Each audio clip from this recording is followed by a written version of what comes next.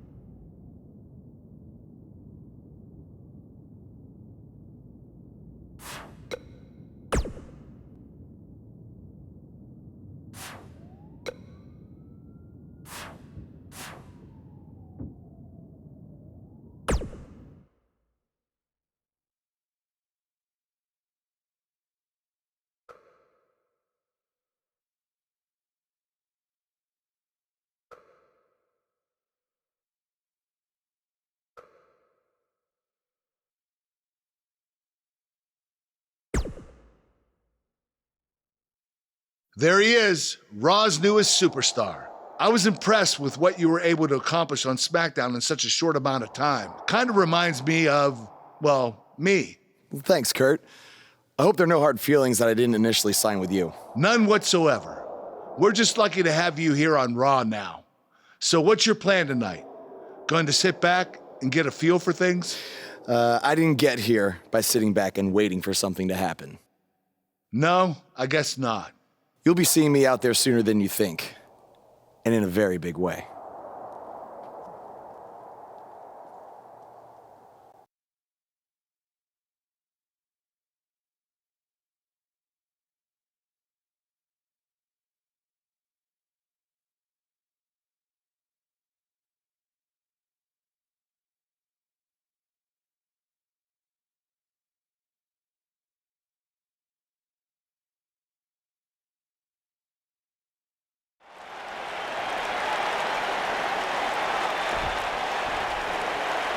We are gathered here tonight for a very special occasion. To celebrate a milestone that only the most successful television programs reach. That's right. This is the 100th episode of Miz TV. When my hand goes up, your mouth goes shut. Show some respect for the moment in history you are witnessing. Do you know the kind of blood, sweat, and tears that go into making a production like this week in and week out? No, you don't. Because you've never made one episode of anything, let alone 100. Now, in honor of this achievement, I put together a special documentary recapping the series' greatest moments that I'd like all of you to watch for the next 10 minutes. Please, turn off your cellular devices and enjoy the show.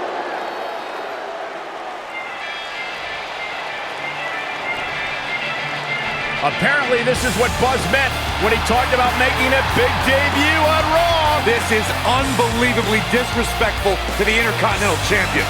But from what we've seen in the past from Buzz, I'm really not surprised. Hey, maybe he wants to congratulate The Miz on making it to 100 episodes. I doubt it.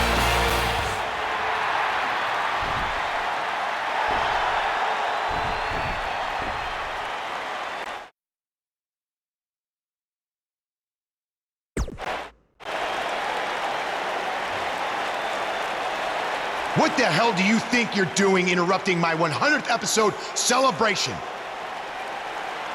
I'll tell you what I'm doing. I'm saving these people from having to endure any more boredom. Instead, I'd like to give them something actually worth watching. Me beating you for the Intercontinental title. And unlike that terrible highlight video, I guarantee that won't take anywhere near 10 minutes. Are you insane? Or maybe you've just been inhaling so many fumes from your piece of trash van that you think you can interrupt my celebration and get a shot at my Intercontinental title. What's the matter? You scared I'll beat you so bad that Miz TV will be canceled before it makes it to episode 101? You know what? I think we got off on the wrong foot. You just got to Raw and we haven't been properly introduced. I'm Miz, obviously. This is my beautiful wife, Maurice. And then there's the Miztourage, Curtis and Bo. Why don't you introduce yourselves to the new guy? We've seen this before. He deserves it for interrupting this historic night. It's 3-on-1. Maybe now we can watch the special Miz TV documentary he interrupted. Please, no.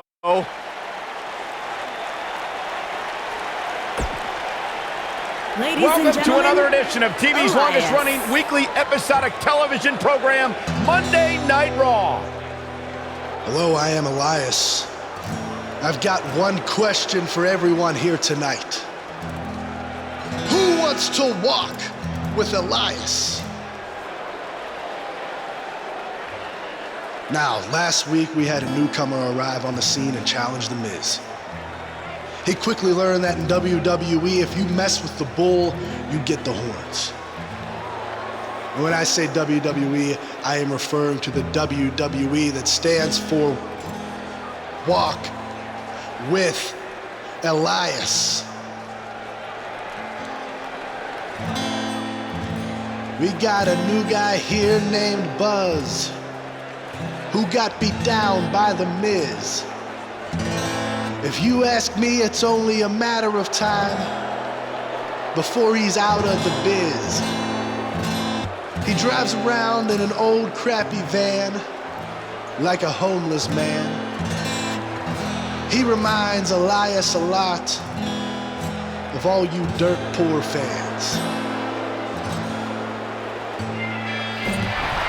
I never thought I'd be happy to see Buzz, but if it's to interrupt Elias's music, I would welcome an earthquake. Seems like Buzz isn't a fan either.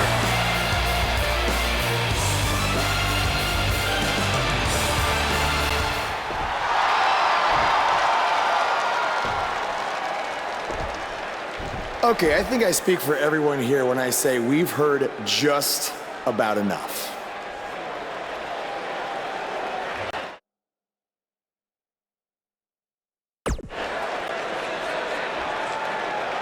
Well, other than that atrocity of a song, I don't have a problem with you. Yet. But I do have a problem with The Miz after what he and his so-called Miz-tourage did to me last week. So, Miz, I'm calling you out right now. Buzz must really want to get beat up 2 weeks in a row. First off, Elias, I want to apologize for your beautiful acoustic set being interrupted by this simpleton who obviously doesn't appreciate art or culture. He did it to me last week, too. Second of all, Buzz, I don't care what you do or say. You're not getting a shot at my Intercontinental title. But since it seems like you're dying for a fight, I have another idea. How about you face the Miz-tourage in a handicap match tonight?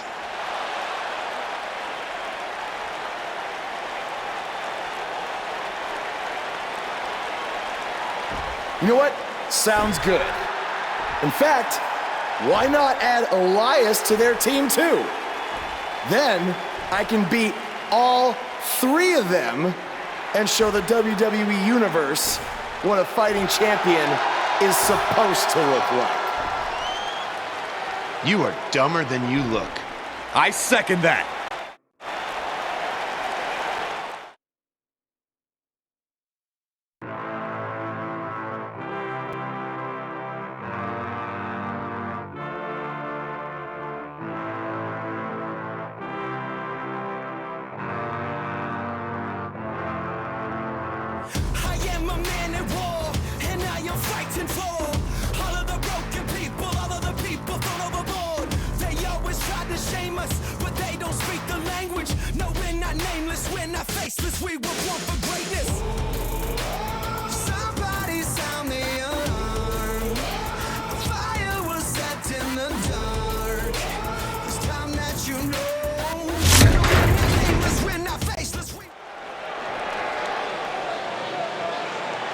The superstar known as Buzz is here.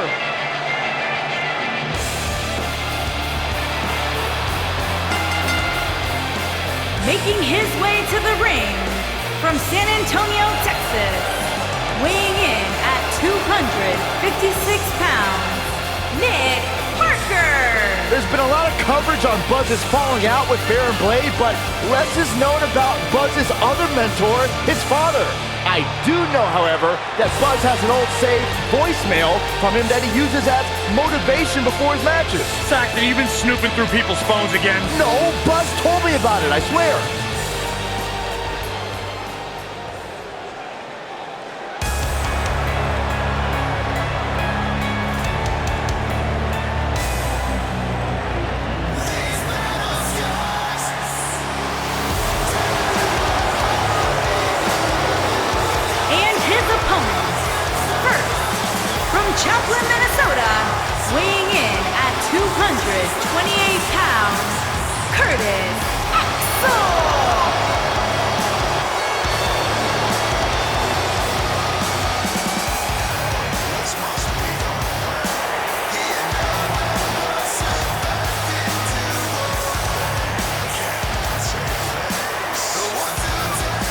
Of course, the son of the Hall of Famer, the late, great Mr.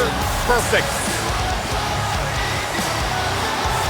I'm still not entirely sold on Curtis Axel. Sure, he's had glimpses of greatness, but he hasn't been able to sustain any sort of long-term success. Corey, he was once a Paul Heyman guy. Paul Heyman saw something in this man. Yeah, and then Paul Heyman kicked him to the curb because he wasn't what Paul Heyman thought.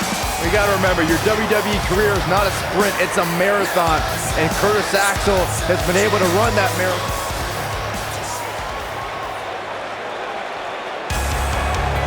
Look who's here! Bo Dallas! Calm down, guys. And from Brooksville, Florida, weighing in at 234 pounds, Bo Dallas!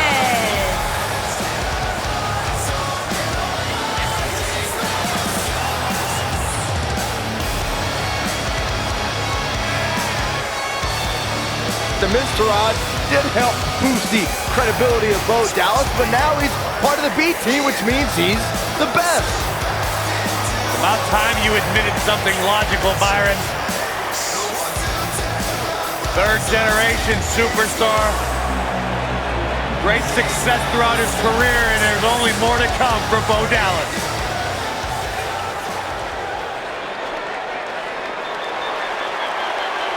Byron, I'm not going to ask you this question because you're not cool enough, but I'll ask Graves. Graves, are you ready to walk with Elias? Negative, Ghost Rider. And their partner, accompanied by The Miz, from Pittsburgh, Pennsylvania, weighing in at 222 pounds, Elias.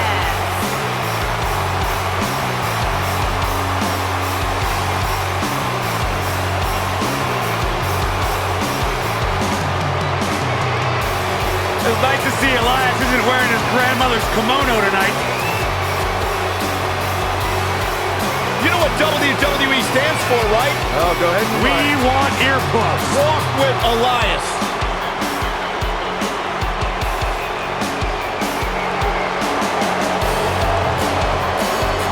Listen, you guys know Elias' lullabies are the #1 cause of insomnia in the entire world? All right, I'll just answer my own question. Yeah, I knew that, if they are.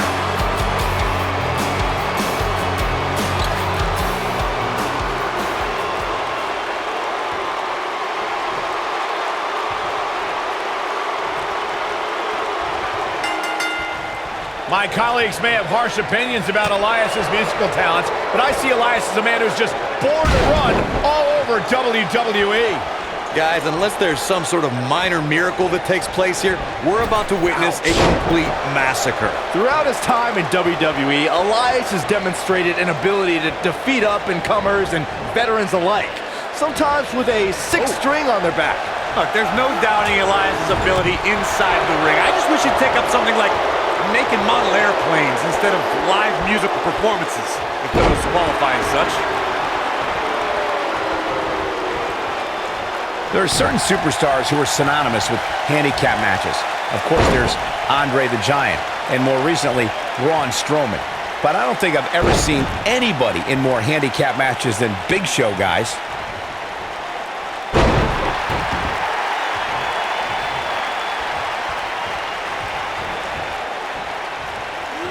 Death Valley Bomb. I couldn't agree with you more about what you were saying earlier, Michael. It seems like Big Show has been in dozens, if not hundreds, of handicap matches. And believe it or not, I'd say he won the majority of them. Yeah, but I can tell you one he didn't win. How about on SmackDown back in July of 2008 when he was forced to take on MVP, Vladimir Kozlov, Shelton Benjamin, and the Great Khali? Well, I don't know if there's a man alive who could have turned back that foursome. Boom, right in the button. We've seen some pretty lopsided handicap matches over the years, and one that stands out in my mind, well, it might just be the 2010 encounter that saw John Cena take on 6 members of the Nexus.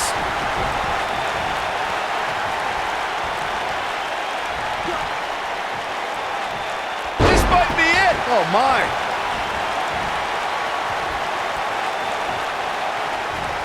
That 6-on-1 match Byron brought up earlier actually could have even been more lopsided. If you remember, it was originally supposed to be 7-on-1, but John Cena was able to take Darren Young out of the equation when he injured him the week prior. Well, you know what? They should have kept taking Nexus members out, because even without Darren Young, the Nexus was able to accomplish their goal that night, defeat John Cena. Elias definitely starting to crack here. I don't think this is how he envisioned this match going here tonight. Man, this is as one-sided an affair as you will ever see. If he goes on to lose this match... Focused attack on the back. Can he finish the job?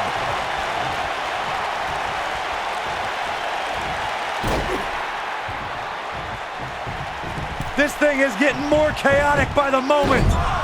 Uh-oh.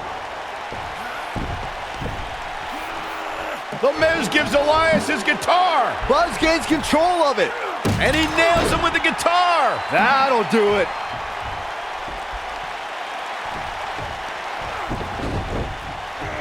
Here's the cover. Does he have him here? There's one. There's two. Three. He got him.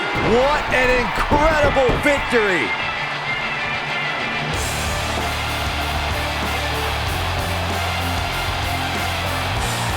Buzz somehow overcomes the odds. Somehow, he cheated.